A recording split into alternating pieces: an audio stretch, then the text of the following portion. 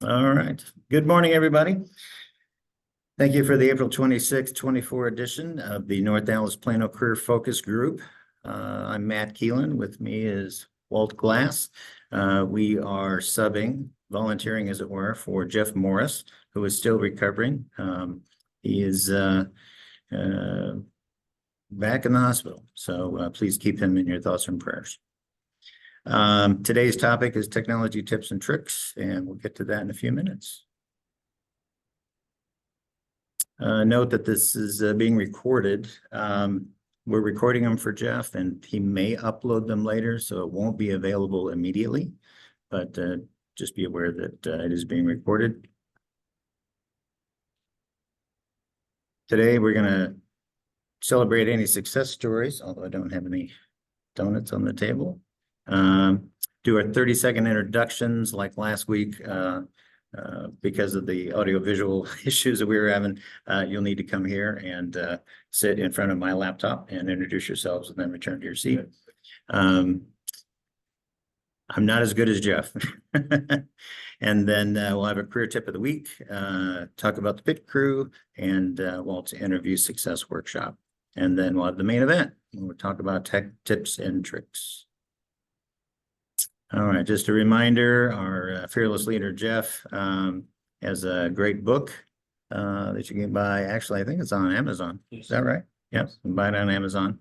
And he is the creator of this group and careerdfw.org and careerusa.org. We don't have access to careerdfw.org just yet. So the Thursday meeting that's on there is not being held. So don't go to the Thursday meeting, but Tuesdays are back on. The LinkedIn Tuesdays started up again last week. Our friend Patty Bashy, who's on the line, there she is hosting that for Jeff, and Walt and I are hosting Friday meetings. Has anyone landed in the last week? Anyone online? All right. 30-second introductions. All right, if the folks in the room will form a line behind me, I'll start. My name is Matt Keelan. I'm an IT VP or director. Target companies are USAA. I can help you with contacts at Grant Thornton or Cherry Beckert. And I help companies manage their technology dollars more wisely. My name is Matt Keelan.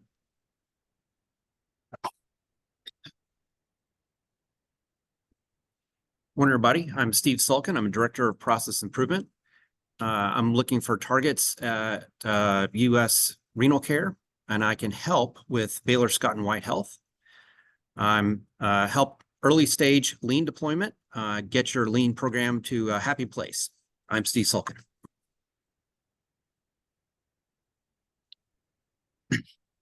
My name is Jason Palopoulos. Call me Jason. Makes it a lot easier. I've spent the last 4 years working at Red Hat as a revenue leader for the company. Red Hat was acquired then by IBM. And if anyone knows anything about IBM, it's older than all of our parents, meaning not exactly was a good space for where I wanted to be. I'm currently looking, just this is my first time, for jobs going out there in regional sales and what's been a weird economy. So I can help in regards to one of the advantages in sales is I know a lot of companies that are looking for a lot of things. However, it's been tricky to get back into sales. So again, Jason, and thank you for having me. Welcome, Jason. Thank you.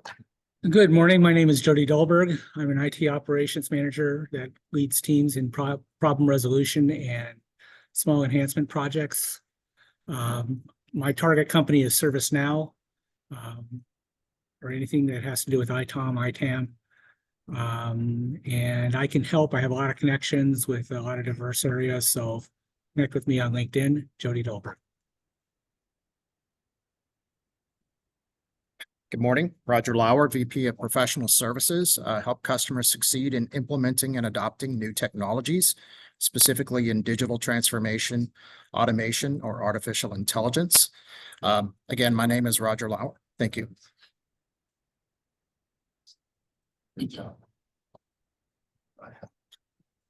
Good morning, everyone. On this happy Friday, my name is Anthony Autry. I'm a senior retail manager / merchandiser. I help companies grow sales and profit at the same time, reduce costs. Anthony Autry.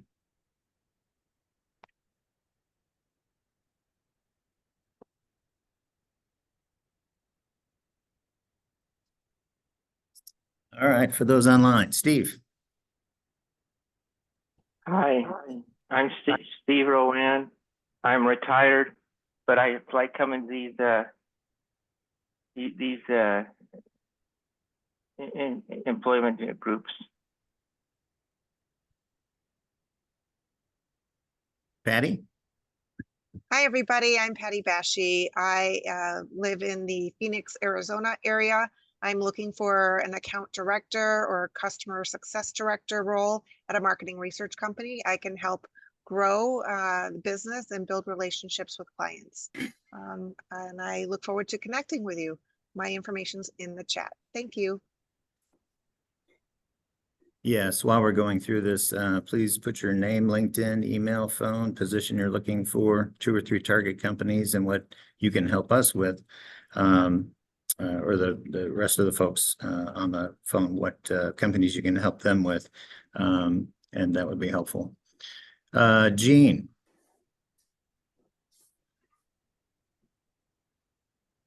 I think you're on mute.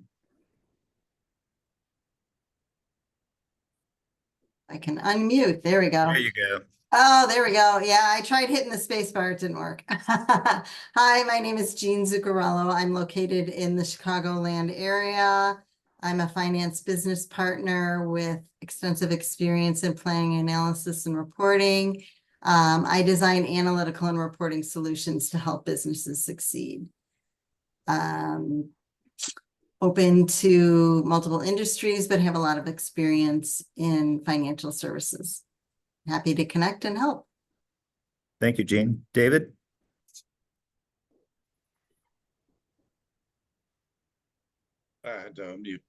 Yes, David Mills. I live in the greater Boston area, about 70 miles north of Boston, and I'm seeking a entry-level data analyst or business intelligence role.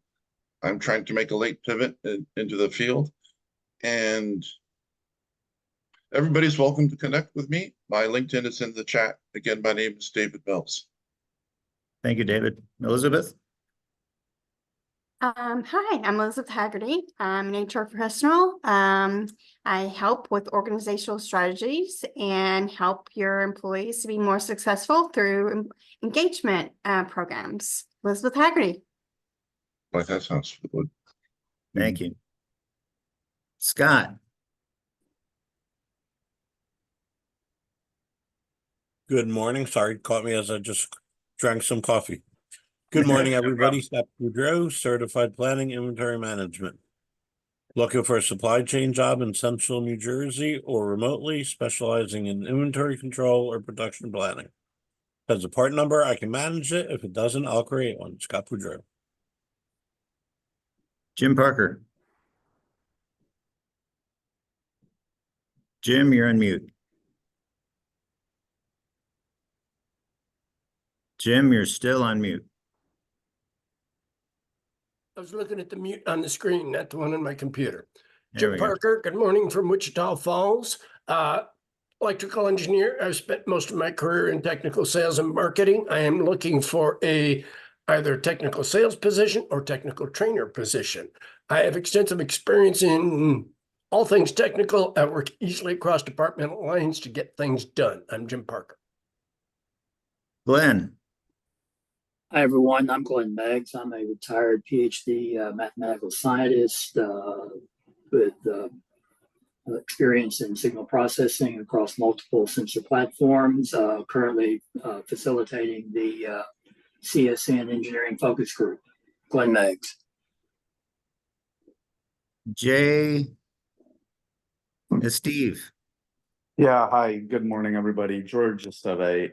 It's Jorge that tends to J, but I'm a international business manager, managed profit and loss and results for transnational companies across Europe, the Americas, North and South.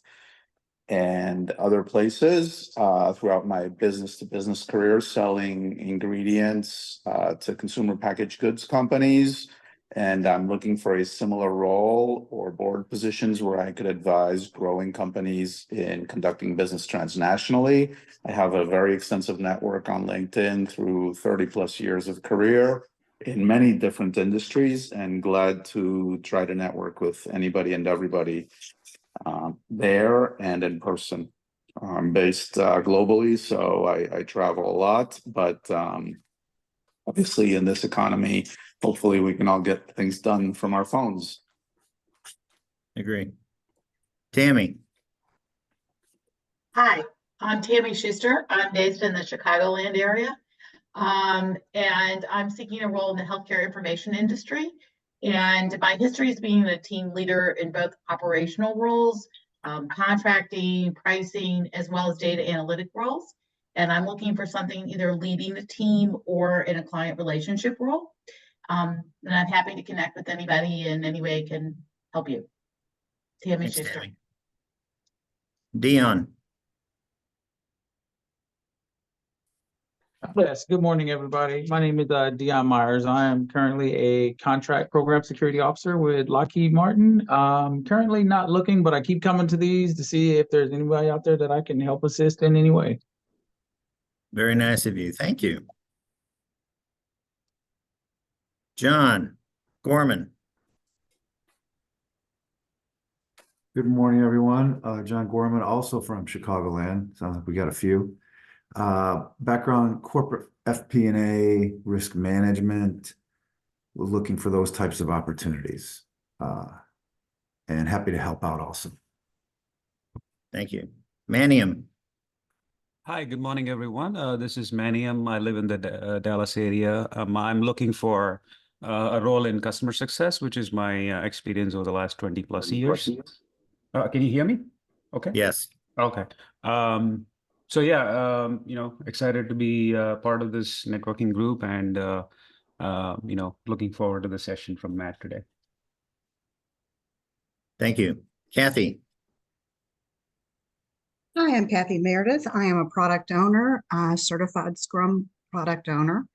I write detailed requirements, and I am very, very interested in contacts for Lockheed Martin, Airbus, and Caterpillar.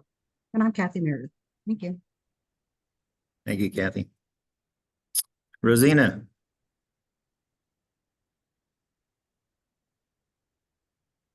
Good morning, everybody. I'm Rosina Gallman, host of the Career Tip of the Week, and I currently am seeking a senior talent acquisition consultant or senior recruiter role in industry because I've worked across a variety. Currently, I'm looking in 3 different industries right now: management consulting, dental insurance, and higher education. And so my targets for management consulting are Deloitte and Colliers. For bear with me for a second. For dental insurance, I'm looking at Delta Dental or MetLife or Cigna. And then for higher education, I'm looking at University of North Texas, University of Texas at Dallas, and Collin College. And I help companies find the high quality talent that they need to move their companies forward and increase the bottom line.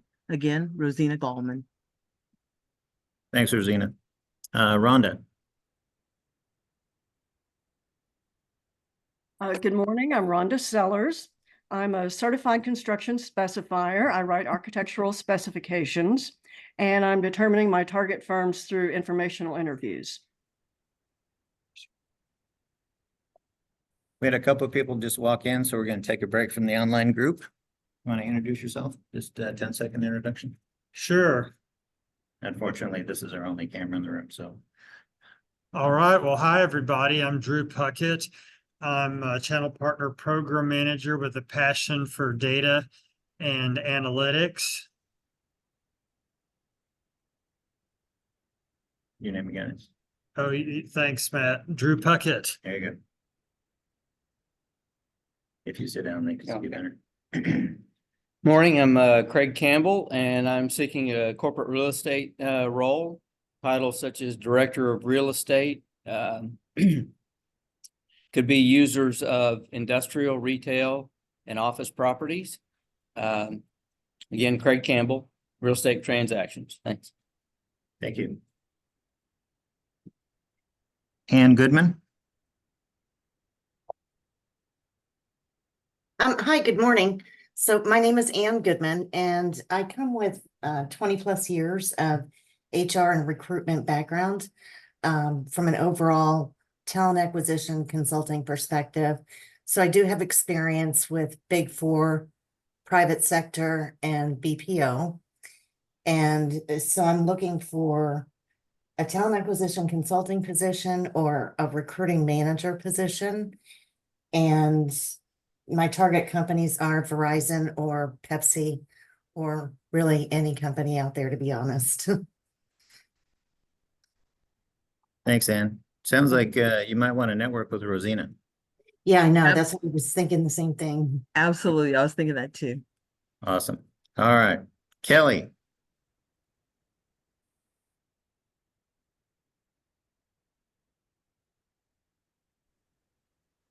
Kelly, you are on mute.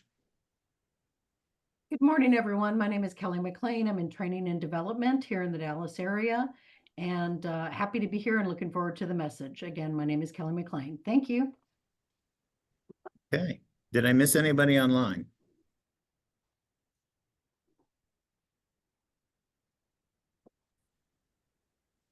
All right. Thanks, everyone, for attending.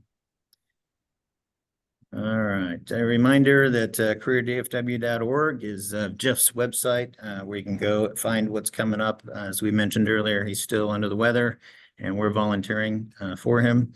So the Thursday meetings are not being held. All the other meetings, Zoom links should be in order and working. But if certainly you see an issue with a link, please send a note to webmaster@careerdfw.org.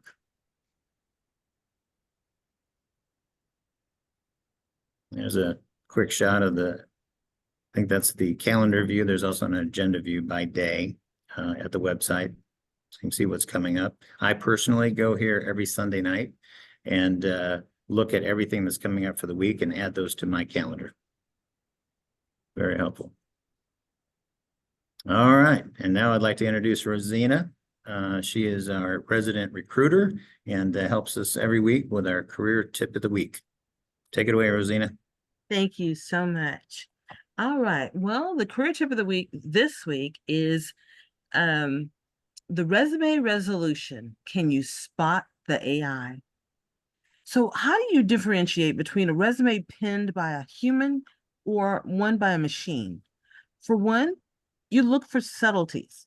Algorithms often miss the nuances that come with human experience.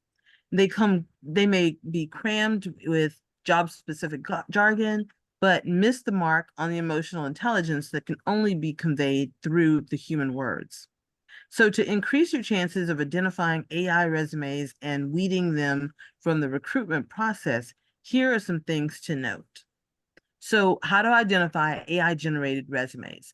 I just wanted to, when I saw this article, I wanted to give you a perspective when an HR person or a recruiter is looking at resumes, some of the things that they may see. So first, you'll be able to identify uniform, repetitive language. AI-crafted resumes frequently resort to monotonous and repetitive expressions. These documents are shaped by expansive data algorithms that inherently include recurring language structures, specific phrases, and keywords. For instance, you may encounter the phrase, I am a highly motivated and results-oriented individual, echoed multiple times in an AI-powered resume. Number two, look for generic language. An AI-generated resume often uses generic language and all the right words that would apply to anyone in a particular field. Phrases such as possessing strong analytical and problem-solving skills that may surface, but without the substantive examples one would expect from a human applicant. AI-generated resumes and CVs have a tendency to sound like a job description. They would contain very general action words without tangible or relevant information, such as, adds Emina Chandra. She's the regional director at Michael Page, Indonesia. And I'm sorry, I should have said this article is from michaelpage.com. Third, you want to look for a lack of personalization. AI-generated resumes often lack the personal touch that a human writer would bring to the document. For example, an AI-generated resume might not mention the specific job that the applicant is applying for, or the skills and experience that are relevant to the position. Fourth, you want to look for unnatural sentence structures.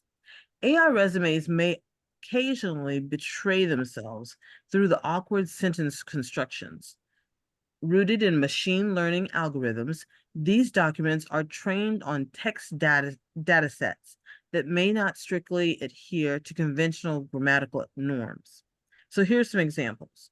One would be disconnected phrases, such as, in my previous role, I increased sales and adept in Python. Second, ambiguous statements such as experienced in tasks, I have done many. Third, overly formal language such as utilize my competencies to effectuate revenue augmentation. Fourth, illogical sequences such as frequent in English, Bahasa, and JavaScript. And then fifth, redundancy. I am a person who is highly skilled in programming, and also I have programming skills.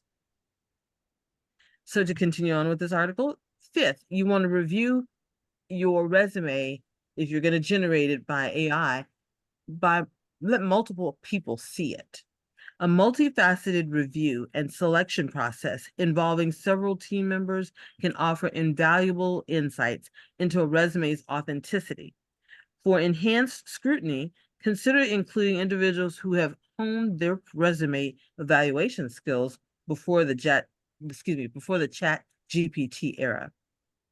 Sixth, you want to use an AI content detector. In the battle against AI-powered resumes, consider using machine learning countermeasures. Screening tools like Sapling AI Detector and CopyLeaks are not merely surface-level scanners. They delve deep into the text, identifying language patterns, flagging unnatural sentence structures, and even sniffing out plagiarized content. Seventh, you be the judge. If you are a seasoned hiring manager or recruiter, you already possess a treasure trove of insights from hiring processes in the era before machine-generated resumes flooded into the job market. Your firsthand experience can serve as your best censor. When the language of the resume appears too polished or utilizes almost perfect phrases, it could very well be the handiwork of an AI-generated algorithm. The future?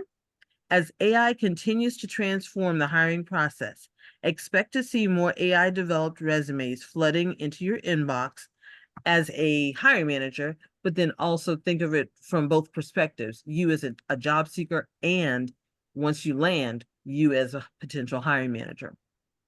In this AI-dominated world, the resume game has clearly changed. It's time to adapt or get left behind. AI is here to stay, and if you can't beat them, join them. But first, learn to identify them. Consider this your cheat sheet in the era of the AI-driven resume revolution. Welcome to the future. It's written in algorithms. So this is the career tip of the week. And then for more information, or there were more articles in this, I have a link that I'll drop in the chat that's also listed at the bottom of this page. Have a fantastic weekend, everybody. Thank you, Rosina. That was very informative. So I think the bottom line is AI is great for your first draft. I actually have some great comments on this. You do. Proven my, I had spent the I'm last year and a half. not If it's lengthy, I need you to come here. This is the only mic in the room. So basically. Wait. Here we go. Pardon? Can we see me? Are we on mute? I don't understand. You want to scroll up? Okay. I had spent the last year and a half after I got out of IBM basically doing development in AI. I have become familiar with AI on how it's going to fix everything, which it won't. I've also been familiar with the good and bad on AI.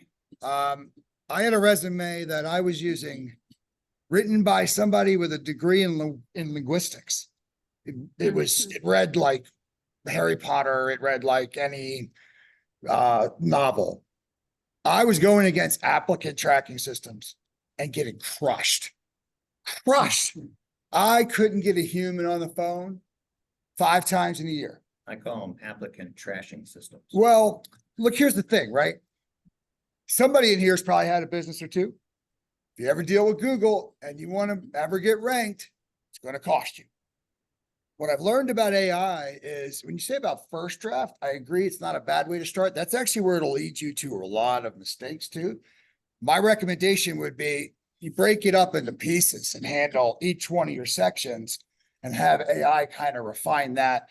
That process will lead to a lot less mistakes. But I found a tool that works on my Chrome browser in the last month that has yielded me 7 interviews in 2 weeks. And the tool is not making up my resume. You got to look at it because you look at it and you're like, no, I'm not a snake charmer. You got to be careful. It'll make those mistakes. But what it's doing, and it was mentioned in there about the machine language, it's looking at what needs to be in there. I'm a go-to-market guy with my company, but I may not necessarily have that in my resume because somebody else talking about account management or coaching. That's given me the ability to change just some things around where I'm not, riding an elephant or a circus clown. It's more about taking the wording and getting a little bit closer to the wording that is in the job description. And I went from a resume that read great to one that doesn't look as good. That's getting me past the gatekeeper. And then people will go, well, if you don't like your resume as much, why would you do that? You're going to get crushed in the second round. I actually, on the second round, then provide a resume saying this one's a little bit deeper into the areas I feel that are functional for you. But the first one is nothing more than lipstick on a pig. And if you're able to see that a job's got 9 major characters that they want words, and you got to beat a bot, you got to get in the door. I used that product. I think it was called Simplify, or it's a free plugin that will look at the job and look at your resume and just make sure that you're in the range. There's Jobseeker. There's other. Right. I wouldn't lean on those things as your writer, but again, I give it my resume and it just takes the sections. And this one here is talking about going to market on SaaS. They also want on-prem. I've done both. Those little changes do make a difference. But yeah, be careful though, because you see some of the interviews and the resumes coming in on the other side a year ago when I was the manager hiring people. People weren't paying attention and it was ugly. So you'll embarrass yourself that way, but I would definitely use something that's going to help you. The applicant tracking systems, everyone has them. It's a major problem right now to get past the front gate. So I wanted to make sure I added that because I saw a lot of success over the last about 2 months of just getting in the door and then getting a better resume that does go into the personal success. So I wanted to add that. What was the name of the Chrome add-in? It was, I think it was Simplify, right? It's a free, what it does one great thing. You know how you fill out, you give it your resume and then you give your cover letter and then it's going to ask you again for all that crap all over again that you just did. Ironically, it takes your resume and fills all that for you. So you actually hit a button and just starts filling out all your, I don't know about y'all, but I don't mind tailoring my resume to jobs. I'm in sales, or some of you all are in it too. What I do mind is then having to rewrite it 1,000 times on the second sheet, on the third sheet. The tool for free actually fills out all of that for you. I have applied for a Workday job in 3 seconds. All in. LinkedIn profile, GitHub, you name it. The difference is you can tailor your resume with the tools, like $30 for the year. It's not taking your stuff and making new stuff, and it will duplicate stuff. That is a good catch. You got to still look at it. But when you go from 3 keywords for a sales job for me, I'm in sales doing exactly that role, but the way it's worded, I'm never going to get that interview because the machine's going to kick me right out. That's why I recommend a hybrid approach, just like was said, right? If you don't beat them, join them. The applicant tracking systems and machine language has been around for 10 years. They're just now going down into the smaller markets where everybody has them. I don't know if I've had an interview in the last 3 weeks where a human actually looked at my resume until I got on the phone. That's where it's at with some of the big companies, especially here, Dell. So hope it helps out. Anyone can look me up if they want info on that, but definitely helping open the doors, which has been my problem personally. Yeah. Thank you very much. What's his name again? My name's Jason. Jason, Yeah, you can send my information to me there. I'll send it. thank you. I'm sorry, Jason what? Palopoulos. Put it in the chat window, Jason Palopoulos. Thank you. And he's going to put in the chat for us. Okay, perfect. Thank you. Steven, did you have a tool as well? I haven't been using it, but, Justify? it was Jobseeker. Jobseeker. It's similar. Yeah, it's So similar to the first Chrome add-in, it's also a Chrome add-in?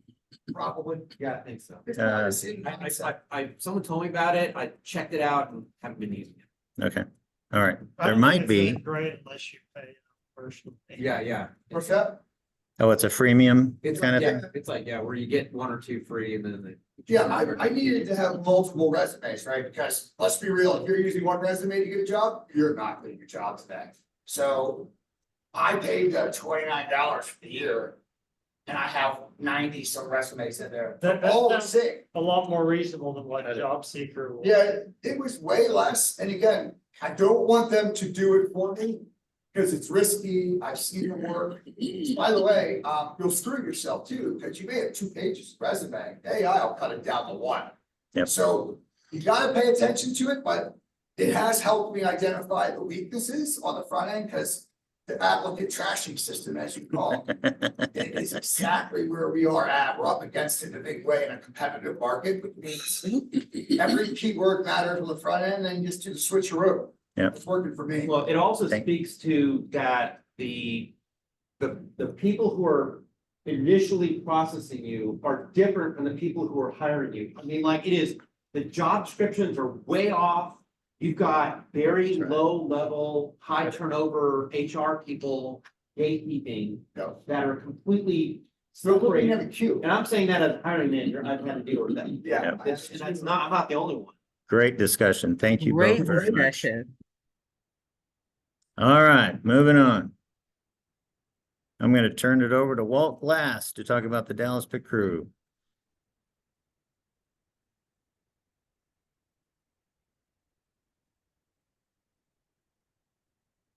Well, good morning, everyone. The Dallas Pit Crew is a formal practice interview. Its locations are at this church, Christ United Methodist Church, where we happen to be this morning, to be in person, except for the 4th Wednesday of the month, which is online, which allows people that are not in the local area to participate, observe, and also to be interviewed. Just send your resume, job description to the DallasPitCrew@gmail.com. It's 1 o'clock on Wednesday Central Time. Be glad to have you participate. We have panelists. I'm a panelist. There's a couple of other people. Anthony's in the room. He's a panelist. So we've got several. Matt is also a panelist that serve on that to help people shorten their job search. So be glad to have you participate with that. How do I make it go? You got it. Okay, good. Now we're going to move on to a different subject, in which is something that I lead, and it's called the Interview Success Workshop. What's the difference between the workshop and the pit crew? Well, number one, the workshop is informal. This is not a mock interview. It's a learning interview. And what are we learning? We're learning how to sell ourselves as defined by who we are, what we do and how we help. So we want to combine the first two to show that with our personality, our characteristics, and the actions that we take and the skills and knowledge that we have in order to help you achieve results. People hire us to achieve things, not just to do it, but to achieve it. And so we want to make sure that our culture desires fit the company's culture desires, as well as the activities. I don't call the screening interview even an interview. It's just a screening on the I do side. Yep, looks like you can do the job. And then we get passed on to the next step. So be glad to have you participate. Just look me up on LinkedIn under Walt Glass. And in the About section, it tells you about that. That QR code on the screen will start you an email. And it says this, you just have to edit a few things in it so that you can, right, as you send that to my Yahoo email address, and I'll be glad to get back with you and tell you here's the availability of dates. I usually do it on Tuesdays from 9 to 11 Central. Be glad to have you participate with that. I got stuck with doing poems some years ago, and now I'm having to do them every time I turn around. So, but we love them so much. So we work so hard on our resume and hopefully networking throughout the day. It's practice interviewing that paves the way. Register, and it's absolutely no pay.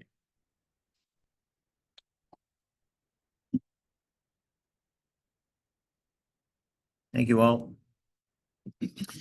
I can highly recommend the PIT crew. I've been a member 2 times through now, and now a panelist, as Walt said. And I went through the workshop with Walt, got recorded, and there's nothing like seeing yourself on recording so that you can actually see your eye contact and, you know, watching the ums and the ahs and all that kind of stuff. It's very, very helpful. All right. Lunch today, for those of you in the room, will be at Country Burger on Parker Road.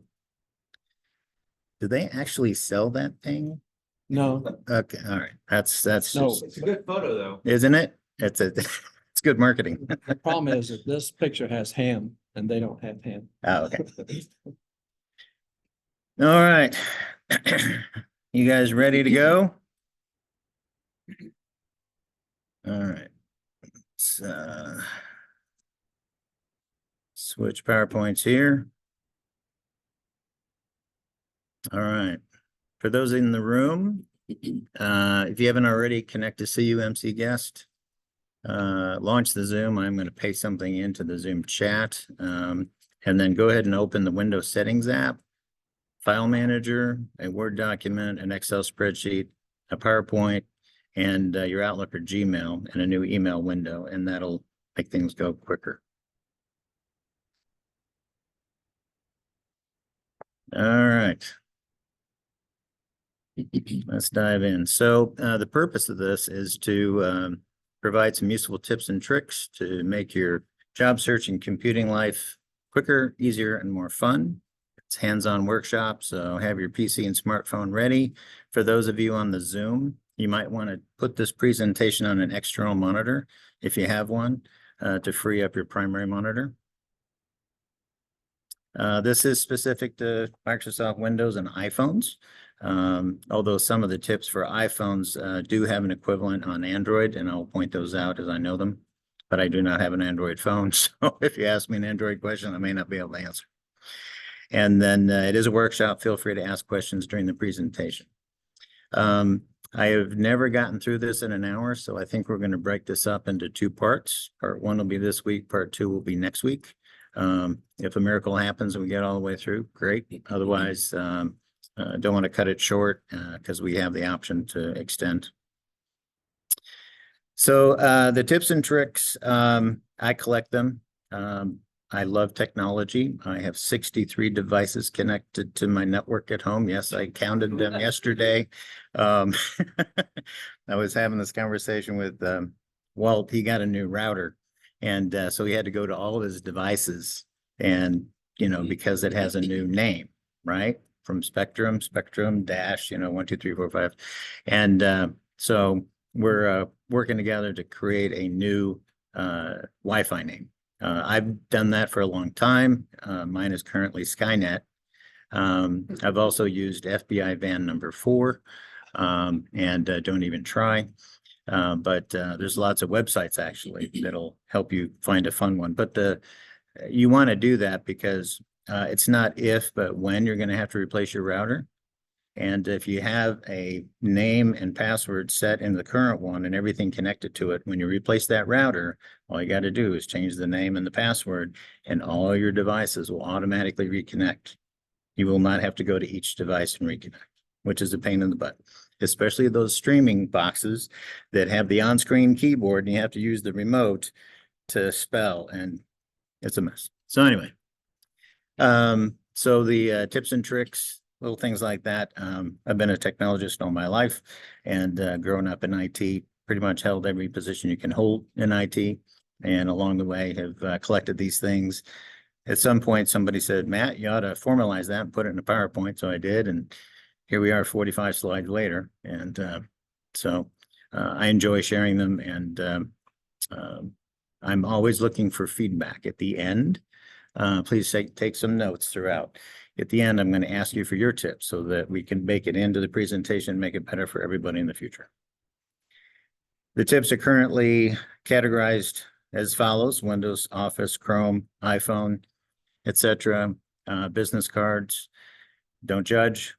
They're still needed if you're not in a networking meeting. Show you how you can save some serious cash on your tech, and then a list of job searches here at the end that I've just collected and thrown together. All right, let's dive in. Clipboard history. So everyone knows Control X, C, and V is cut, copy, paste.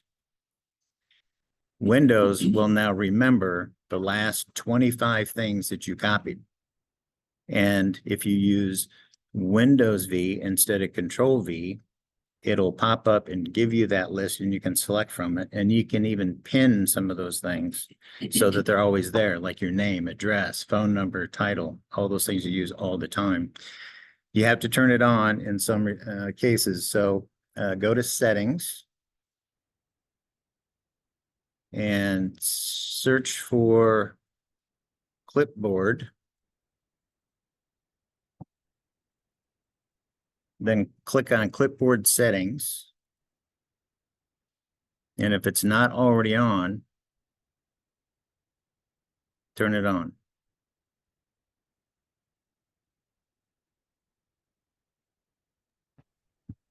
Matt, I also have something that says save across devices. You can turn that on if you like. And if you have your phone paired with your Windows PC, you can go back and forth. Okay. Now go copy a few things.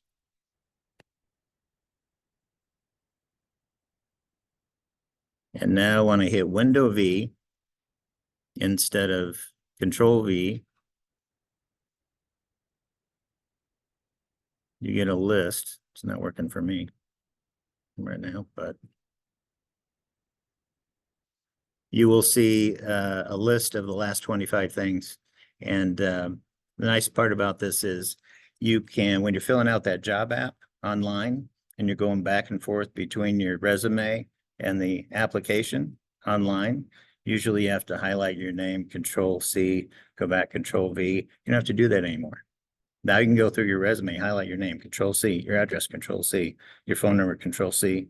Then go over the job app, Window V, Window V, Window V, and just big time saver. Questions? All right. Is anyone but me bothered by Windows constantly hiding the scroll bars? When I'm doing some research, even though I have my mouse on the vertical scroll bar in Chrome, the scroll bar goes away, and I have to jiggle my mouse just to get the scroll bar back so I can page down. Drives me crazy. You can now turn that on or off. Go into Settings, search for scroll bars.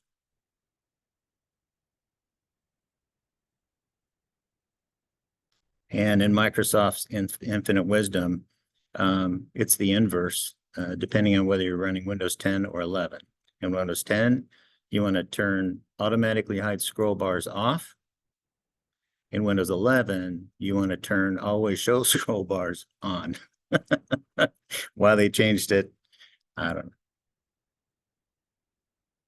know. All right. Bonus context menu. So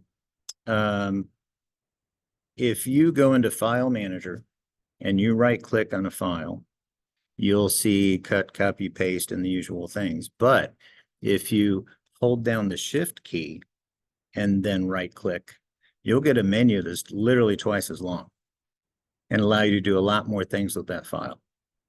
This is actually a Zoom chat text file that I'd saved.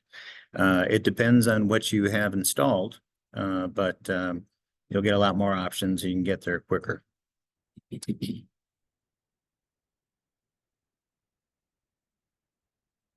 Have you ever bounced from Teams to Zoom to WebEx, and somewhere along the way your machine didn't like it and all of a sudden it started getting fuzzy or jiggly? The only way up until now to resolve that is to reboot. But you can now hit Control-Shift-Win-B. It's kind of long, but if you do that, it'll literally reset your video display driver and prevent you from having to reboot in the middle of your Zoom call. Steve is shaking his head like, oh my gosh. Yep. And by the way, I am going to supply this PowerPoint to everybody that either signed the sign-up sheet or puts their email address in the chat. I realize there's a lot of information here, and it'll be too much to take notes. So I will be providing that by 5 o'clock today. All right. Screenshots. So everyone know how to use the snipping tool. Window Shift S or print screen, or you can pull up the tool itself. You may not know that the snips are stored in your Photos app. So I used to, before I knew this tip, when I was watching a Zoom and I wanted a screen grab of that PowerPoint, I would grab it and I would run over to my OneNote or Word document. I would paste it, and I was going back and forth and back and forth and back and forth. And sometimes I would miss something. You don't have to do that. Now you can just snip, snip, snip, snip, snip, take your notes, go back later, pull up the Photos app. There's all your snips. Steve's looking at me like, I don't believe you. Like you're watching this PowerPoint and you go to the snippet tool, you grab the screen, you save it, and you're going back and forth between the snippet tool and this, and then you miss the darn slide. I understand it, but you say Photos app. Your Yeah. folder, right? Your Photos folder. Right, guys. If you click on search for photos, click on Photos app. It's putting it there anyway. You don't have to keep going back and forth. You just right back. So you're sitting there to do print screen, print screen, print screen, print screen, and then that's it. That's all you have to do. It's getting easier and easier. I learned enough. Worth the price of admission? Look at this answer. Yep. All right.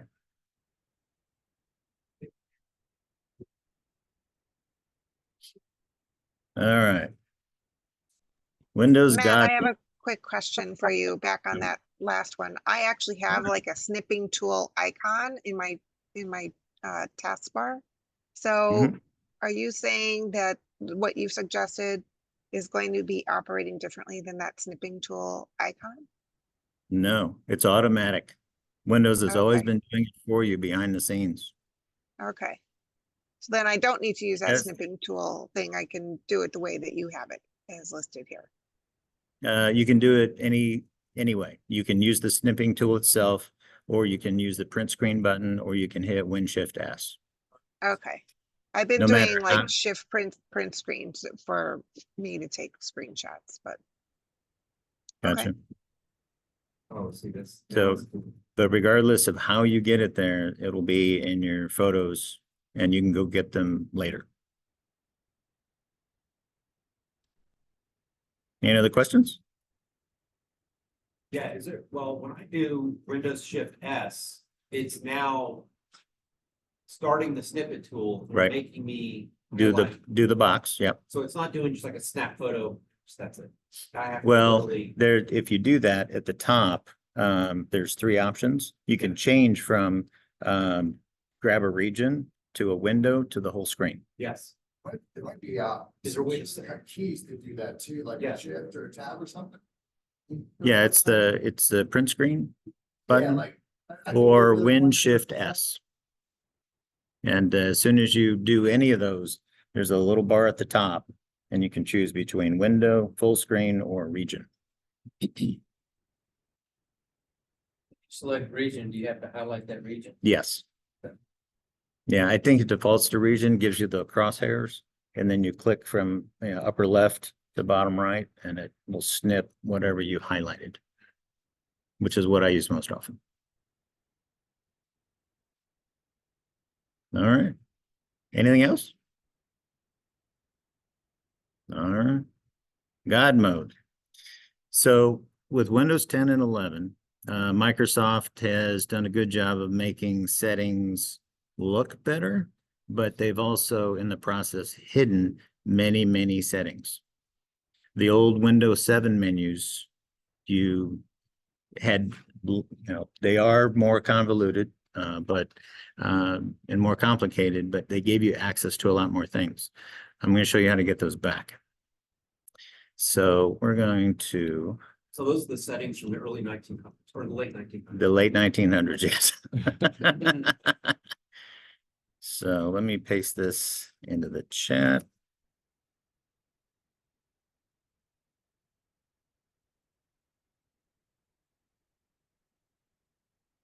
I can get there.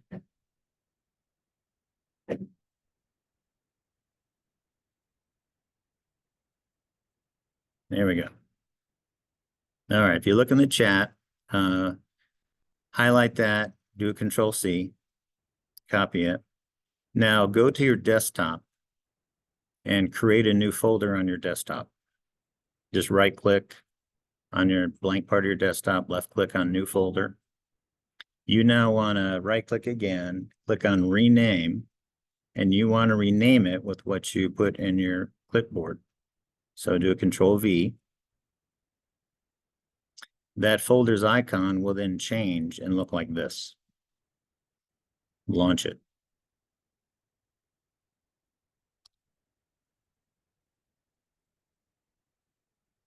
Here's mine.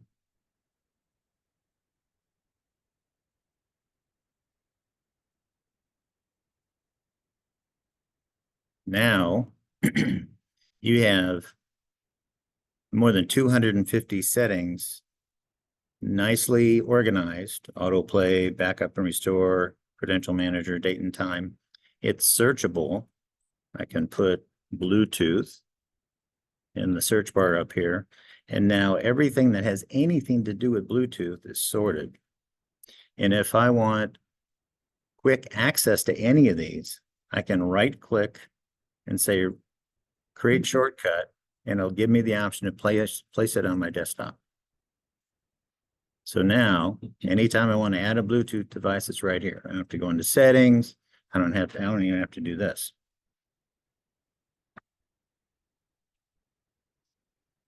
And when you pull those up, it's the older Windows 7 looking thing, not the new thing. In most cases, not all cases. Oh, now it's going to try and add a device. I'm not going to do that right now, but you get the idea. I use this all the time. It's easier for me and gives me the granularity that I need. And also lets me create some shortcuts so I can get to things quicker that I use all the time. Any questions on that? That's a cool tip. I have that little thing now on my desktop. Awesome. All right. Double and triple click. So most people know that you can double click on a word to select it rather than try and swipe. But did you know that you can triple click to select an entire line or paragraph? I don't know how many times I've tried to swipe. I usually start at the end of a sentence or the end of a paragraph and I swipe and I miss. I didn't get the last few characters or something. Now you can just triple click and highlight the whole thing. And this literally works everywhere. Windows, all Office apps, your browser, even your iPhone. You can triple tap on text in an email that you're generating and it'll highlight the entire thing. So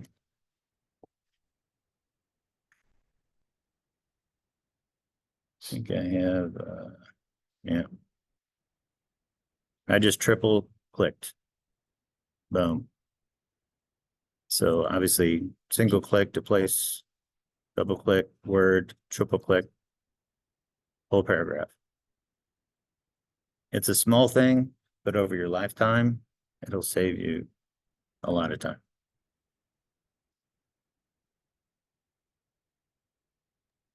Hey, Matt, can you go back Yeah. to the God mode thing again real quick? I think David Sure. just missed it because his computer had to be rebooted.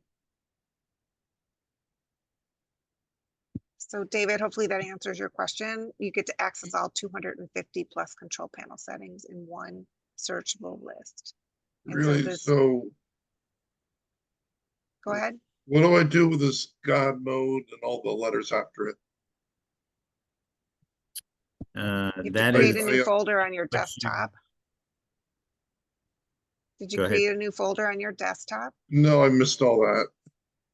Okay. Yeah. Just create a So, folder and name it this. yep. And it'll change from looking like a folder to this, and then you can launch it. Oh, interesting. Yep. All right. Okay, OneDrive. If you're not using Microsoft OneDrive, you should. It's free, up to 5 gig. And then if you actually sign up for a Microsoft 365 personal account, they give you a terabyte of space and all the Microsoft apps and all the Microsoft apps for iPhone and Android are free for $70 a year. So gone are the days where you have to go buy Office 2019, Office 2021. It's a subscription for $70 a year. And this personal account, you can actually install it on 5 computers. I use my Microsoft account for my entire family because we're less than 5. And I have the full Office suite on every single PC for $70 a year. And it just keeps updating itself. I don't have to go buy something new. And that terabyte of space is awesome. It replicates with your computer. I have OneDrive on my phone. I can access, I got about a half a terabyte of files between the 3 of us in my household. I can access all those files on my phone. Right before the meeting this morning, my sister took my dad to the doctor and said, hey, can you send me his latest medicine list, which is extensive and is updated constantly. I pulled up OneDrive, searched, he's got his own folder for his medical history. And I said, send to my sister in a text. It sent her a link. Didn't even send her the document. It sent her a link to my OneDrive and it shared it with her. It took me about 10 seconds. A few weeks ago, we were having lunch after this meeting and somebody was looking for a job in the defense industry and they're in the Fort Worth side of the Metroplex. And I had a map of Alliance Airport and all 500 or 600 businesses in the area, about half of which are defense contractors. I found it within seconds. I said, what's your email address? Boom. I sent it to him in about 20 seconds from the restaurant. It's just too convenient. Some more facts about OneDrive. It supports versioning, 25 versions of every file. So if you accidentally overwrite a file, I've done this before, I'm sure you have too, you can go to the previous version or the version before that. If you get hit with ransomware, you can go back to the previous version of all your files. Like I said, I shared files on my phone, but in an email, I can right click on a file and File Explorer, click on Share, and I can send somebody either the file itself or the link. And I can, if it's a link, I can put an expiration date on it. So if I want to share something from my OneDrive, but I don't want them to have access for the rest of their life, I can set it for 30 days and say, hey, I just shared this with you for the next, 4 weeks. Download it because it's going to expire. And then my security is intact. It also supports collaborative editing. If I share a spreadsheet, a PowerPoint, a Word document, did this with Walt the other day, we can work on that document at the same time. If we're in the same Excel spreadsheet, I can see what cell he's in. It's a different color and has his initials on from the cell I'm in. So you have one version of the truth. Collaboration is a huge feature. Use it in business all the time. That way you don't have version control issues and everyone can be working on the same thing at the same time. They don't have to wait for the latest version or be out of sync. The OneDrive app for phone also has a built-in scanner. I use this constantly as well. If I'm out and about, I need a copy of receipt or whatever, I pull up my OneDrive. There's a camera button right down there in the center. I click and it'll scan that. I can change it to pure black and white. It'll de-skew it. I can make it an image. I can change it to a PDF. Stephen, you had a question? Back to the collaboration, it only works if you're in that family account, not with someone outside of it, right? I thought it works. It works unless you're outside. related, I didn't realize. No. I sent father. Oh, you're funny. Wow. So Wow. I thought you had to be within a No. company or a. Nope. No, they don't even have to have a Microsoft account. I think, well, they might have to sign up to be able to access something that I sent them. But yeah, I created a file on OneDrive, actually in preparation for doing this for Jeff. It was a Word document and I sent him a link. And not only was I able to edit it, I actually got a notice on my phone that he was in it. Yeah. Walt is currently editing your because document. I didn't know you could do that, so I was using Google's free stuff and it's not secure and I'm wondering No, where it's not. what they're doing with it. And this is a secure way of doing it. Yes. right? Yep. Google Drive is not secure. Yeah, I'm sure their AI owns. No, it is, everything we put it in is there. not as secure. Yep. So there's a lot of features to a Microsoft account. OneDrive is just one of them. We're going to get into some others later. But it does a lot of things. I mean, it's like you're You in get a a- company again. I It just is. didn't know you had to, I thought you had to pay. No, you do not. Well, yeah, up to 5 gig is free. But if you need a terabyte, then it's 70. OneDrive app on your. Yep. And All Microsoft apps for your phone are free. Word, Excel, PowerPoint, OneNote, and OneDrive. I have them all on my phone. And because I have access to my OneDrive, when I launch an Excel spreadsheet for my OneDrive on my phone, it launches Excel. I can edit it on my phone. I do it all the time. Full Excel. Full Excel. I'm writing formulas. I'm, bold, italic, all of it.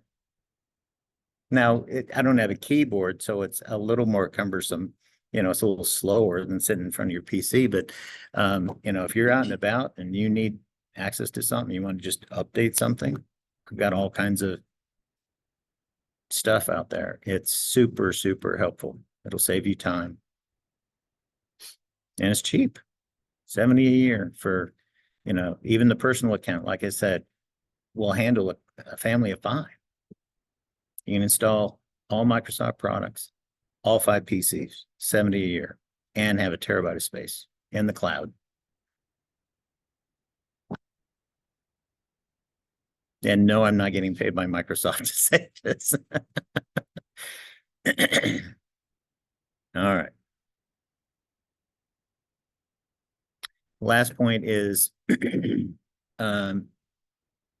OneDrive allows you to have much more data than your hard drive will hold. A lot of computers these days come with 256 or 512 hard drive. You can have a terabyte of space, and Windows manages what is on your PC for you in the background. So Walt just got a new computer yesterday. He's going to log in, and he uses OneDrive. So everything's in the cloud. He's going to log into his Microsoft account, and all of a sudden, all his files are going to be there. Are they all on his computer? No. When he double clicks on one, it quickly downloads it and opens it, and it'll keep it on his computer for a while. And then the next one and the next one. Now, if he runs out of disk space, Windows is smart enough to delete the oldest thing that he hasn't touched in 3 years from his computer to make room for the one that he's just trying to pull down.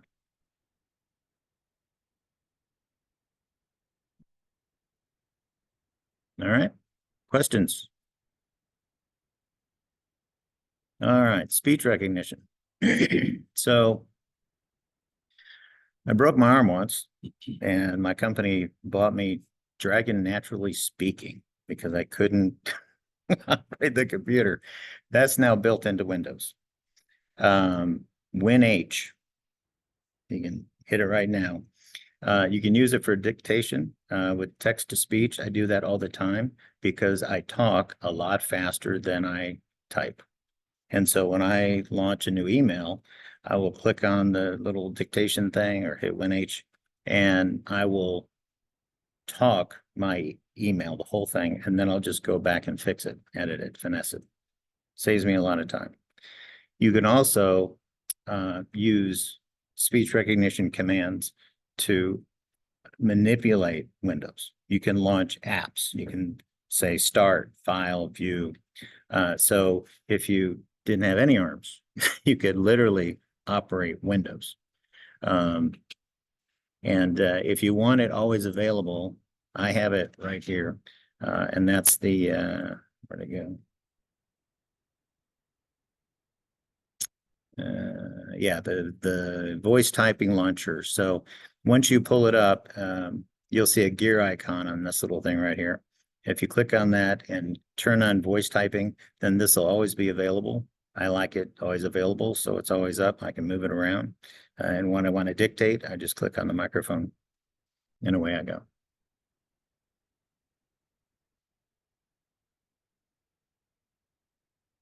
Keyboard shortcuts to move app windows.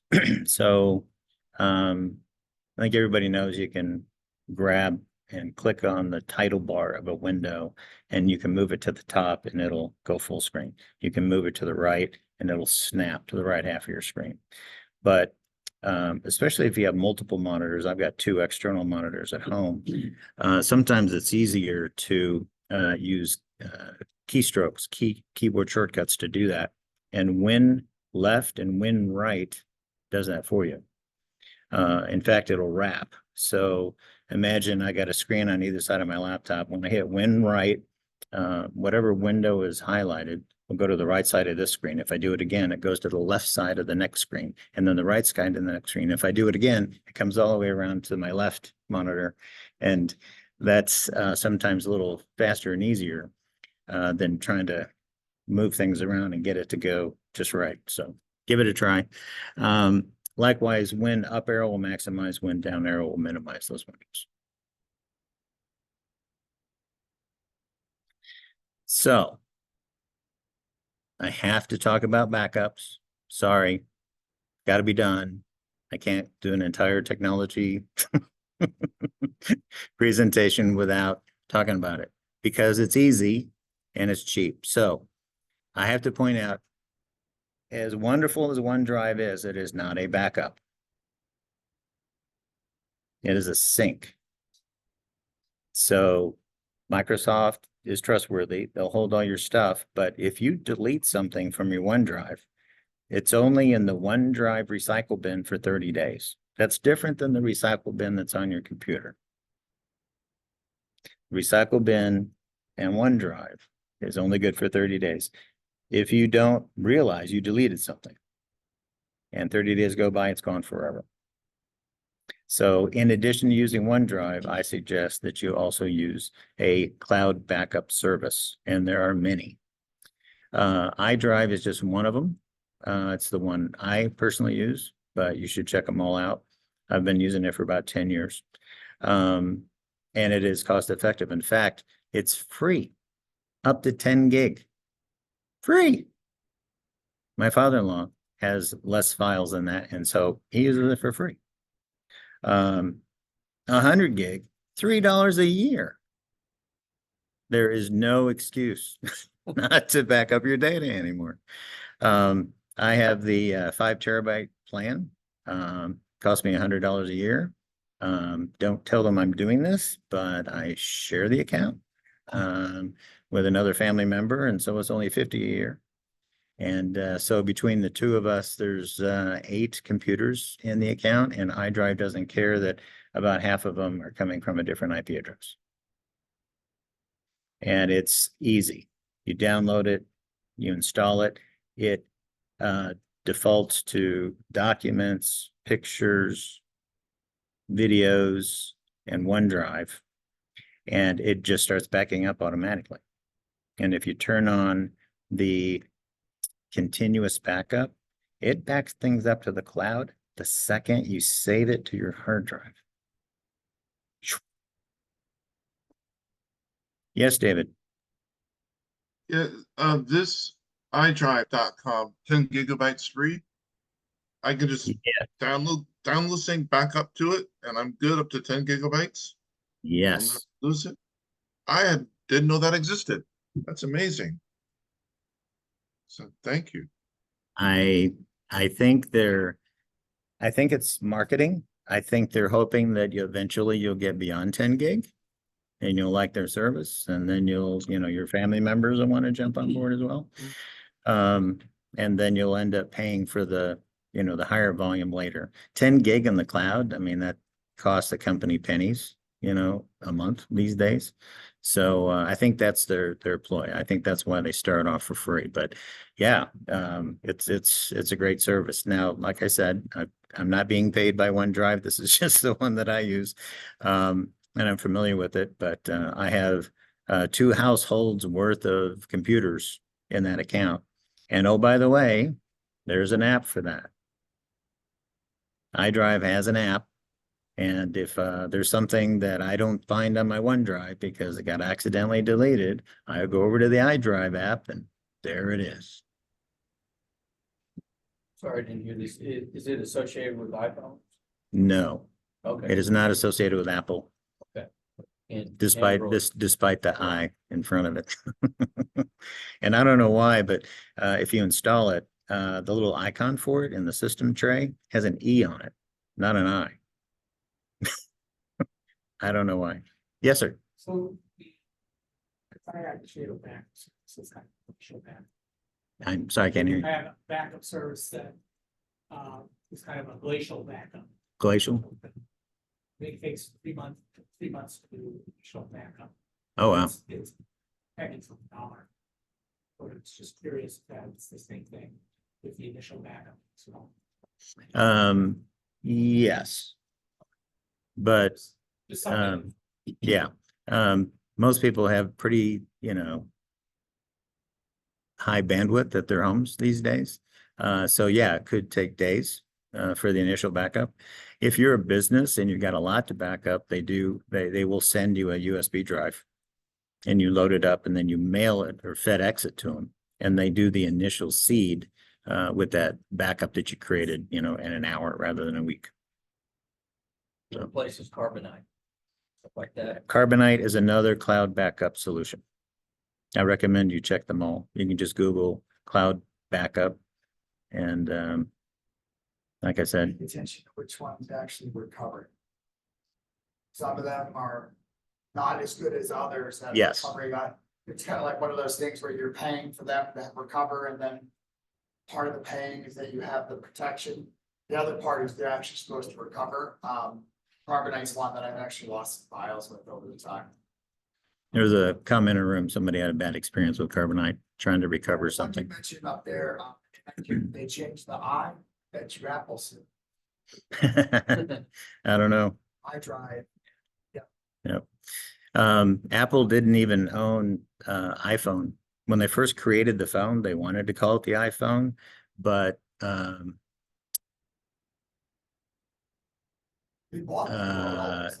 somebody owned it. It was a network device manufacturer. I think it was Cisco.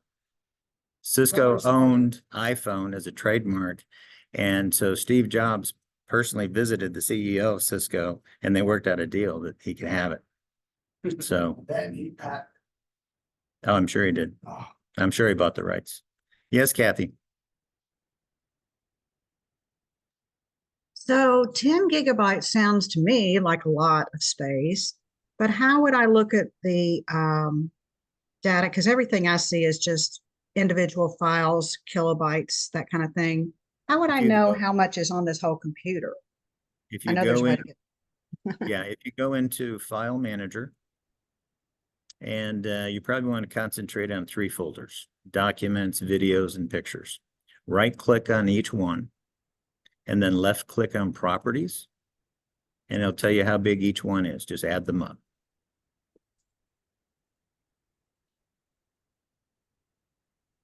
Okay. All right. Thank you so much. Sure. Just out of curiosity. Yes, sir. iDrive? Yes. I have no idea. I don't know if it's proprietary or what, but and I did see I think it was in February, iDrive was voted the most something. I don't think it was the best. I think it was the easiest to use or most efficient in terms of price by PC Magazine, which is a pretty reputable source as well. So don't just take my word for it. Any other questions? All right. Emojis. We've had emojis and GIFs on phones for a long time. Did you know that they're in Windows?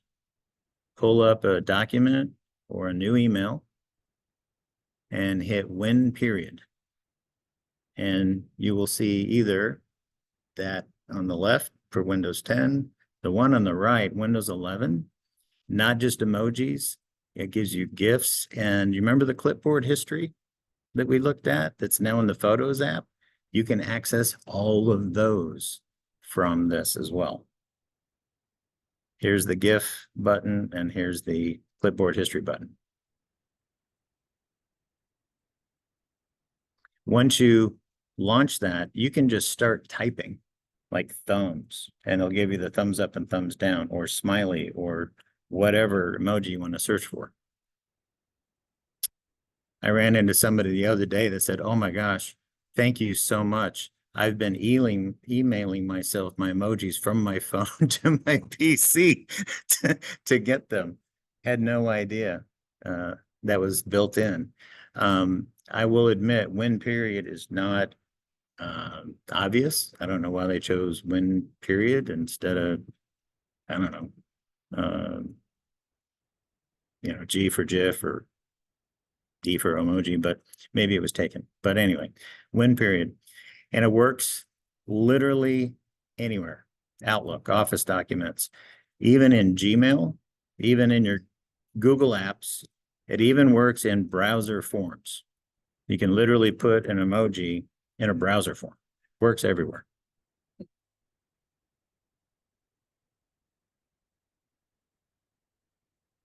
All right. Good job, Patty.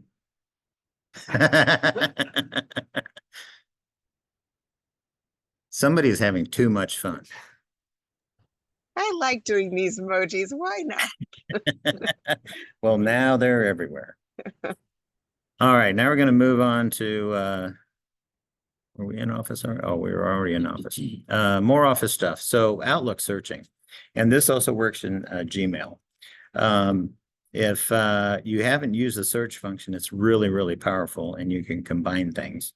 So know that you can, in this search box at the top, you can type from Steve or from myfavoriterecruiter.com. You can actually give it a domain name to Chris, lunch invitation in quotes. It'll then go find every email you sent to Chris that contains the lunch invitation so that you can remember when you're supposed to meet.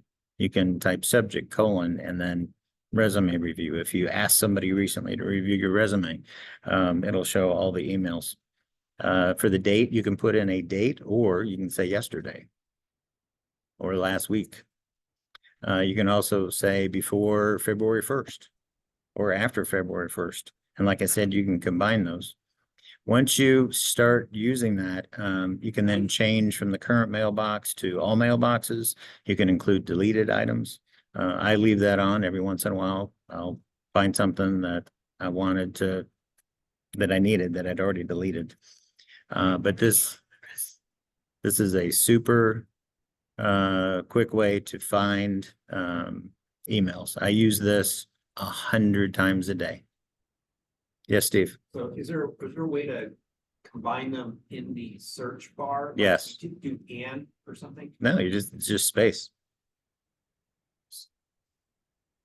Oh, like from and subject. So if I do like Chris lunch invitation, that's I'm searching for these words, but it's a to and Chris. Are you saying to Chris date yesterday? Yeah, combining multiple in one search. I have not done that. So I don't know. was gonna ask something similar. I think it's like a Boolean search. Yeah, that's a good question. I've not had to do that, so I haven't tried it. It works? Did you put and or just a space? Okay. Capital and? Okay. Well, there you go. I need to update my slide. Thank you for that. Now everybody's going to benefit. So Steve Sulkin just figured out in Gmail, he put in like a to Chris and date : and it worked fine. All right. Outlook signatures. I love them. I have 9. And the reason I do is to save me a lot of typing. So once you set up your Outlook signatures, and you can click on File Options and in your Outlook and go add as many as you want. Once you pull up a new email, you have a default, but then you can right click literally on your signature and this pops up.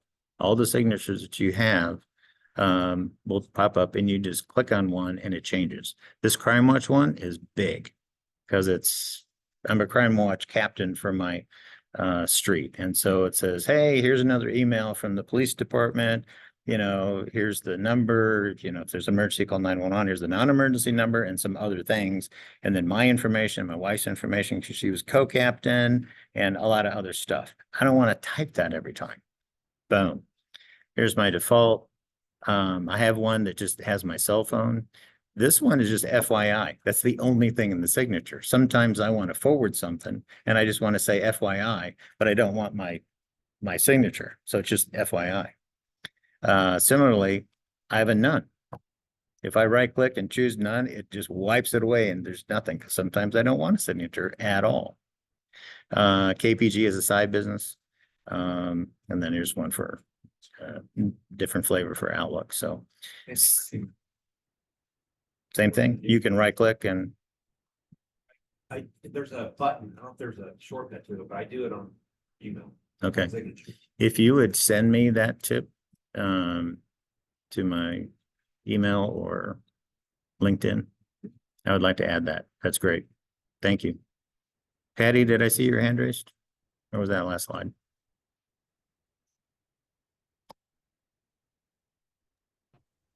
Yeah, I think it was the last slide, and I was asking about whether or not I needed to put quotations around things for and or how Boolean operators work, like and or, but it Yep. sounds like they work. Yes. But actually, just going back to that, do I have to have the colon? So do whatever search then colon when I do a search, or can I just type whatever? Like you say from colon or to colon or subject I've colon. never tried it without a colon. Steve? Okay, This works for you. What was? Try a search without the colon. Say from Steve and without the colon, see if it works. That's yeah, I also a good. wasn't sure if this was like a true, like you actually had to type it in as these with these operators, or if it would work with just typing the words, but I could try that on my own too. Also a good question.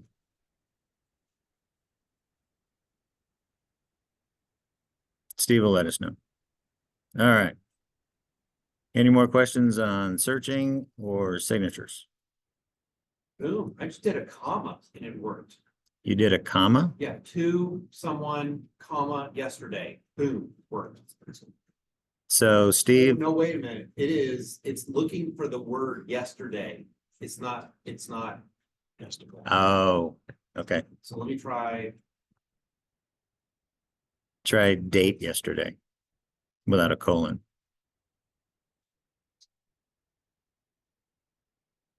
I'm not sure if it's working. Okay. Yeah, All right. maybe I'm trying date. So your mileage may vary. All good questions though. I've never tried it without the colon. I've never tried the Boolean, but that's great to know. That's usually, I know, I use to or from, and then a keyword search. And then if use quotes, then it only looks for lunch invitation. It doesn't look for lunch and invitation. If there's two words there, it's an implied and. Actually, it's an implied or. It'll find everything with either lunch or invitation. Okay. All right. Format painter. Everyone knows what format painter is. It's a beautiful thing. You can highlight something that's bold or italics or big or whatever.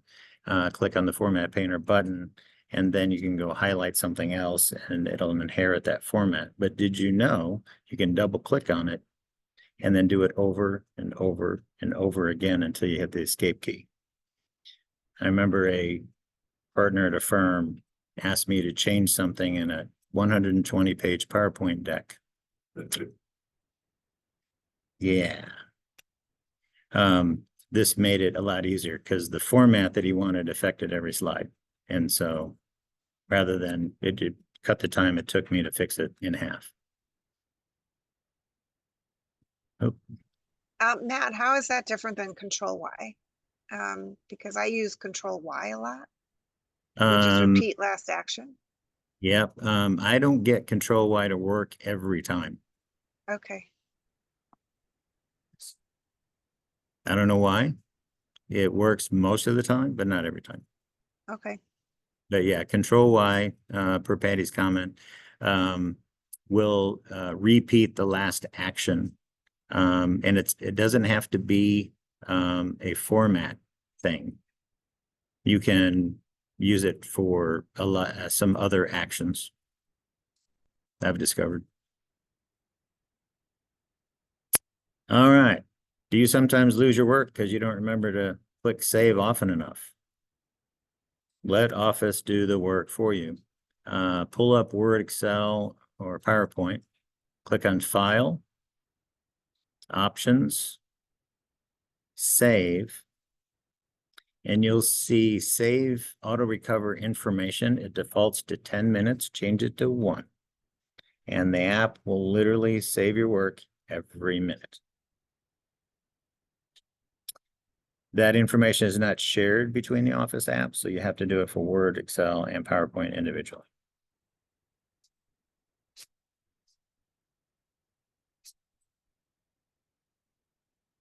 All right. Have you ever been working on your resume or another document? You're moving stuff around, all of a sudden the formatting gets all screwed up. And you're like, what the heck did I do? It helps to know that the formatting for a paragraph in Word is stored in the paragraph mark. So you can avoid deleting it or moving it so that the following paragraph doesn't inherit the previous paragraph format and vice versa.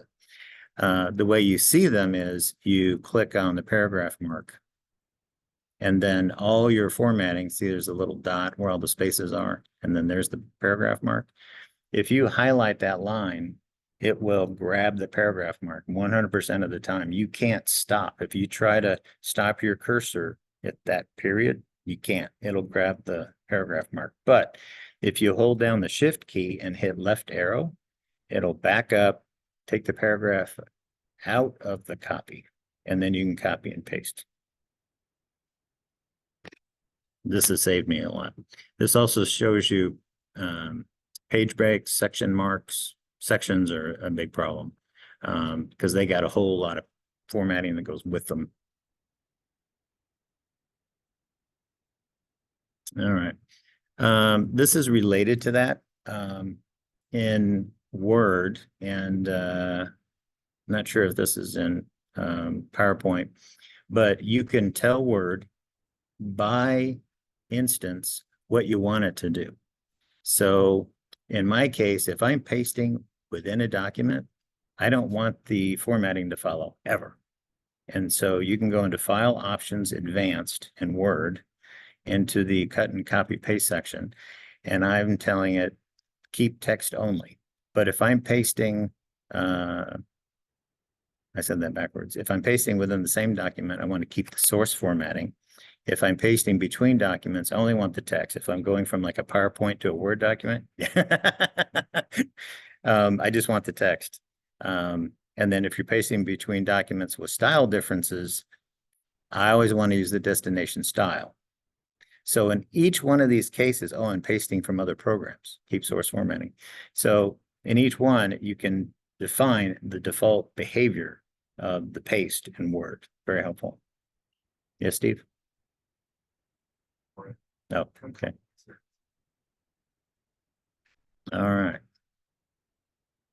Okay. Quick access Matt, tool. do you have a question? Your hand is raised. My hand is raised? Yeah. It is. Oh, I think Zoom is smart enough to know if I have my hands in the picture, it'll raise your hand automatically. You can turn that on and off. I don't have a question for myself, but thank you for pointing that out. That's funny. Down the hall to the left. Thanks, Walt. All right. Quick access toolbar. So to the right of your, save button that's already there, you can add additional buttons. I have a quick access toolbar for literally every Office app, and it saves me a lot of time. I call Excel right-click hell. You have to right-click to do anything in Excel. If I'm in Excel all day long, my middle finger is sore. Not because that didn't sound good, but you know what I mean. That's my right-click button. So here are the things that I use most often. Save and save as, I think we're already there. Page setup, print preview, quick print, insert row, insert column, delete column. Oh, and spell check. To do this, you click on this little hyphen down arrow to customize your toolbar. And you get to see what is included on the right and what's not included on the left, and you simply select what you want and click on move, and boom, there it is. You can put as many of these as you want, customize them all you want, and keep in mind that in Outlook, there's a quick access toolbar for every window. So the main Outlook window has a QAT. A new email window has a different QAT. If you're reading an email, double click on one, it has its own QAT. I use these so much that I figured out where they're stored, and I move them from computer to computer when I get a new PC, so I don't have to create them again. Yeah, there's a spot. I can show you where they are if you want to know. Just email me. Sometimes when I want to create, move from the gigantic list of options that you have over to the right to the toolbar, it says you have to create a new folder. That's in the ribbon. And we're going to see that on the Okay. next slide. All right. But thank you for the Anticipatory comment. Question. Yes, appreciate that. All right. Any question on QAT? So this is the quick access toolbar, not to be confused with the ribbon, which is here. So here we go with the ribbon. You can modify the ribbon as well. I'm going to pick on PowerPoint. There's actually two things Microsoft did in the last few years that chapped me. The first is I use Slide Masters all the time, and they took the Slide Master off the home ribbon. I put it back.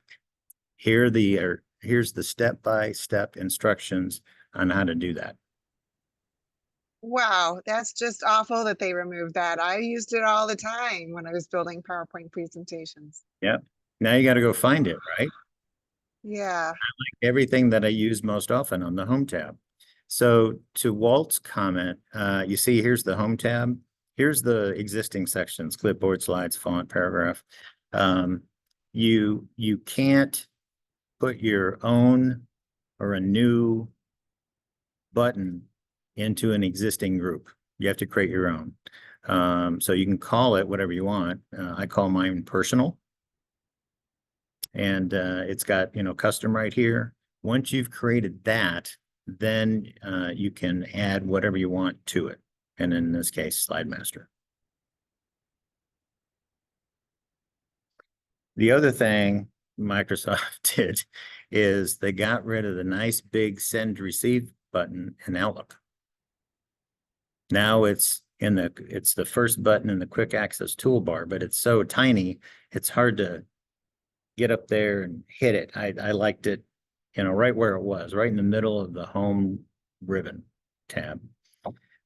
So probably just raised my hand again, didn't I? So I added that back as well. I have a personal, kind of in the middle here of those main tabs, and I put it back. And now I'm a happy camper. Now I got that big button that's just easy to mash all the time because I'm constantly hitting send receive. Questions? How are we doing on time? 11:09. All right. You can also double click the home tab to quickly open and close the ribbon. Give it a shot.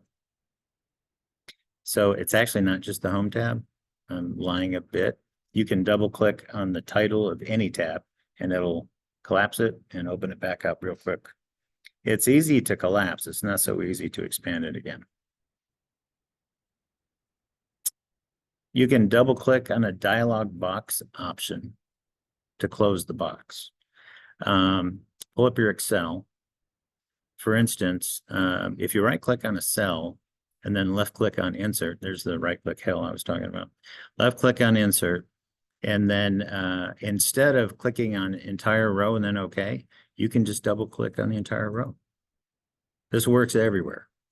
So when you get to the end, just double click on that option and it'll save you a click. Again, not a huge deal, but over your lifetime, it's a lot of clicks. OneNote. I'm going to go on a rant about OneNote like I did for OneDrive for just a minute. If you don't use it, start. I'm a huge OneNote fanatic. I've been using it for over 10 years. I've got lots of converts. It's a note-taking app that's free with Windows, Mac OS, iOS, and Android. And it will hold any kind of unstructured data. I have my OneNote notebooks on my OneDrive. So I have access to all of my OneNotes for 10 years, both personal and professional, on my phone. Instantly accessible wherever I go. I'm a list guy. So it started with, oh, here's my Home Depot list. Here's my Amazon list. Here's my, and you can actually put a little open checkbox in front of all those things. So when I go to Home Depot, I pull up my OneNote, I go to my list, my shopping list, and then as I'm shopping, I actually click on each one and puts a little checkbox And later on, when I'm done shopping, I delete those things, and then I build a list again because I can't remember everything that I needed when I'm near Home Depot. Now I don't have to. OneNote is my memory and has been for a very long time. It integrates with Outlook. If you pull up a calendar item in your Outlook, you'll notice that there's a OneNote button up there. If you click on that, it'll ask you what notebook you want to put those notes in, and it'll copy all the Outlook invitation information into the top of that note. And then you just start taking notes. If you need to go back to the invitation, there's a button for that. If you want to expand the entire email invitation, you can do that as well. It's fantastic. I can't tell you how many times I've been a consultant for many years. I've been in front of a client and they said, so what did we decide? Do you remember that meeting back when? I pull up my OneNote and there's a search box there and I put in some keywords that would get me to that meeting. I'll say, oh yeah, that was back on January 3rd. Jeff, Steve, and Dave were in that meeting and we talked about this. Yeah, I think it was Steve who said this. It's right here in my notes on that date, on that time. Oh, by the way, you were there, Mark. Oh yeah, it is fantastic. It records audio. It'll convert your handwritten text. It works nice with tablets. If you have a 2-in-1 like this laptop, I can flip it over and write on it, and it'll convert my handwriting to text. A lot more. It is analogous to a 3-ring binder. So you've got a binder. A 3-ring binder has the binder itself, and then it's got tabs and it's got pages in between the tabs. OneNote is the same way. You have notebooks. They call them sections instead of tabs, and then pages within it. There is a 4th level if you need it. So you can go imagine a 4-dimensional binder. And we talked about the searching. I can search across a page, a section, a notebook, or all my notebooks. Find things really easy. Another nice feature, I use it to take notes and also do research. And so as I'm looking for a job, I'll create, I got a transition notebook and a section for a company, and then a page might be research. As I'm out there in Chrome and I'm finding information about the company, when I copy and paste some information like their motto or their values, it'll paste that into OneNote, and then right below it, it'll put the URL it came from. I don't have to do it. Fantastic. And I mentioned the fact you can store them on OneDrive. So, sir. One of the things that I really like, you take a picture of something, extract the text. And what? It'll extract the text from SLCR. That's true. I was able to find text in the picture. Yeah. So somebody in the room mentioned that when you take a picture from OneNote, like I said, it handles any unstructured data. He was able to, OneNote will OCR that picture. If there's stuff on it, words on it, it'll allow you to actually search on that. I use it, so I have a home improvement section and one page with all my paint. One day I went out in the garage and I took a picture of every can of paint and the formula on the top, because over time, the formula goes away because it's printed and it gets hot, and then, it fades and you can't see it anymore. And my wife said, what was the name of that color that we used in the master bedroom 12 years ago? And I'm like, I don't know, but it was Glidden. And I searched for Glidden, and I'll be darned, it found the Glidden that was in the picture of that paint can.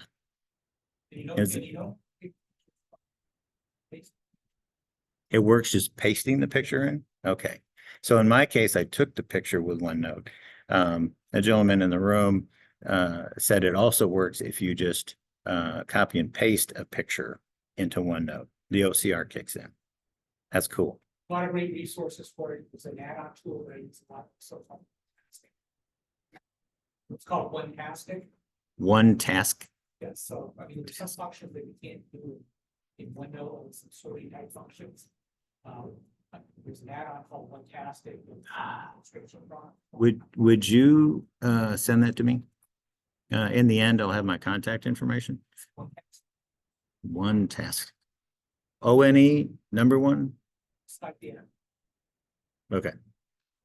And if you store your paint inside, it'll last much longer than if you. I don't have that kind of room in my house. Plus, it's smelly. Well, some of the paint's now organic, and so it spoils really quickly. Oh, really? It has organics. Awesome. All right. Any questions on OneNote? All right. Pinning documents. So there are some documents, I've got a number of documents and a whole lot of spreadsheets that I use all the time, especially related to taxes. So if you pull up Excel or Word or PowerPoint, and then click on File, you'll see this is the file window for Excel. You'll see that it defaults to showing you your recent files. If you hover over one of those files, you'll see that these two icons show up. If you click on the pin, you can then, the next time you click on File, you can click on Pinned, this guy right here. And everything that you pinned is right there.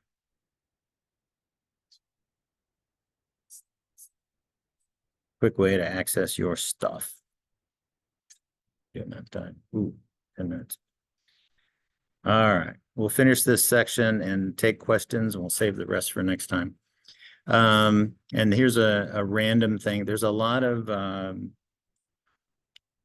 call them random keystrokes that can make things easier.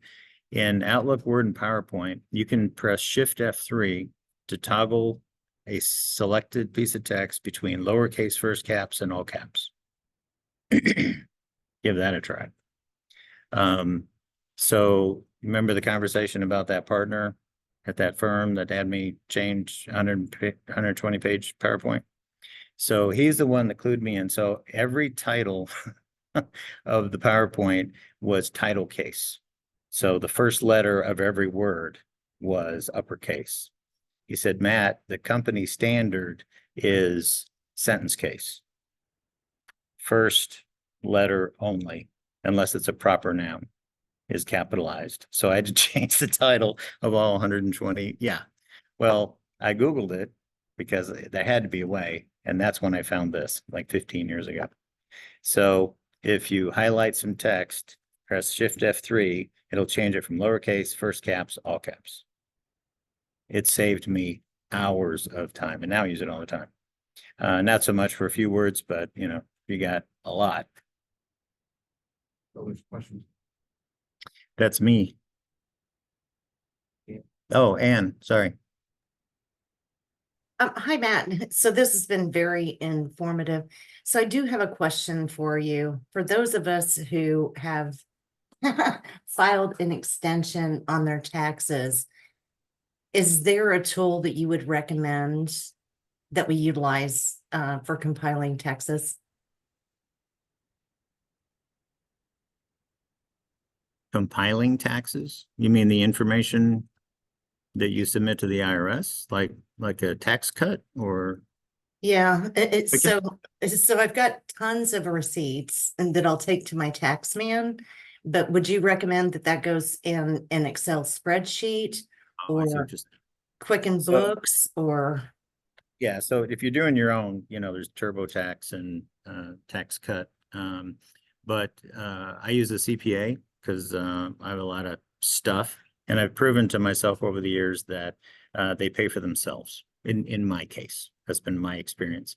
1 year, or maybe a couple years, I did my own, and then I let, you know, a CPA do it. And they always found things that paid for their services. So I outsource it. But to track things throughout the year, I create spreadsheets of income and expenses for my side hustles. And I put them, guess where? On OneDrive. Okay. And so I organize them into folders. I have a folder for my accountant. And then the years, 2024, 2023. And I send him a nice email every year. Here's the things that's changed. Here's the things that are the same. And here's my usual spreadsheets for this and this and this and this. I've already scanned all my W-2s, 1099s, all that stuff for him. And I just send him the link to my OneDrive and tell him it's going to expire in 30 days. He then downloads everything. I don't have to go see him. I haven't seen him in 5 years. Wow. Okay, that's great. So I don't scan the receipts. No, I keep them for 7 years in case I need them, in case I get audited. But all he needs are the numbers. He trusts me that I have the receipts, but he doesn't have the W-2s and, you know, the other things that you get. In there to the receipt, so you.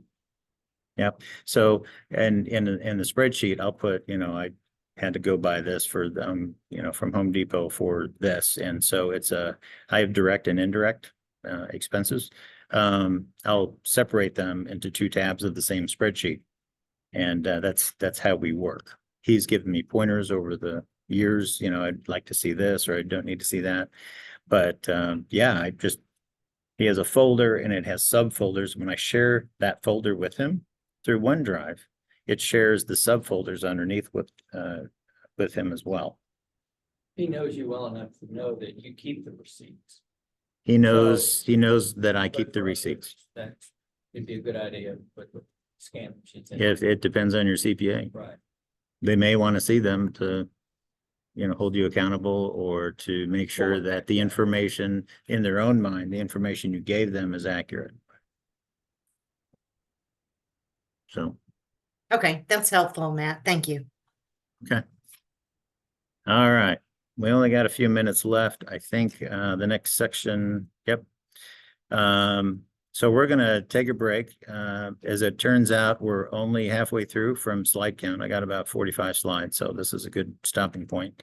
At this point, I'm going to run to the end and take questions.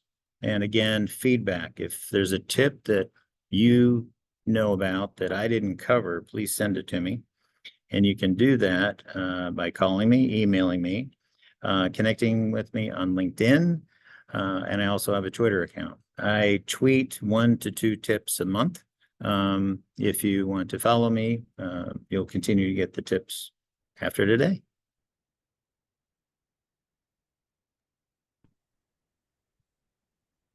So that's now X, right? You have to change everything from Twitter to X. Yeah, I haven't updated the icon. It may not be worth updating, if, you know, how long you think it's gonna last. That's right. You could change it again. Just. Yeah. Elon Musk likes his X. His latest daughter has X in her name, and he used to have another company called X. He still had X.com, and so he changed Twitter to X. He's just all about the X. We've got to copyright all the letters in the alphabet and then sell them to people who want to use them. Yep. One symbol. That reminds me of a joke. What do you call a girlfriend who breaks up with you to go live on Mars? Your SpaceX. Bum. No extra charge for putting up with my jokes. Does anybody have any questions, either about the information that we covered or any other technology questions or taxes? This has been great. You have a question for yourself. Since your Again, hand is yeah, raised. I need to turn that off. Actually, it's Jeff's fault. It's his Zoom account. He's got hand gestures turned on, so I have to turn that on. All right.